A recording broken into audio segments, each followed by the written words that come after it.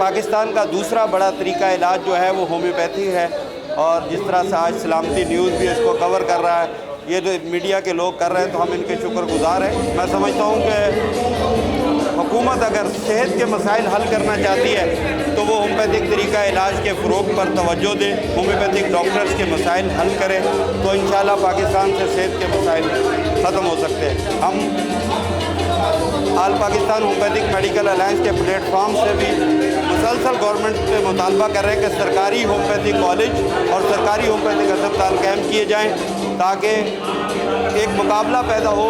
آج ہزاروں لوگ جو ہیں، لاکھوں لوگ ہومیوپیتھک طریقہ علاج سے رجوع کرتے ہیں ہومیوپیتھک ڈاکٹر سے۔ آپ بھی مختلف جگہ جاتے ہوں گے، ایک ایک دن میں ہومیوپیتھک ڈاکٹر 100 200 مریض دیکھ رہا ہے۔ اللہ تعالیٰ ان کو شفا دے رہا تو تبھی مریض آ رہے ہیں ان کے پاس۔ تو گورنمنٹ کو ہوش کے ناخن لینے چاہیے۔ پنجاب اور KPK کے گورنمنٹ نے ہر ڈسٹرکٹ اور تحصیل کی سطح پر ہومیوپیتھک کلینک قائم کیے ہیں، لیکن سندھ گورنمنٹ نے ایک ڈائریکٹریٹ قائم کیا، لیکن آج تک اس پہ عمل درآمد نہیں ہوا۔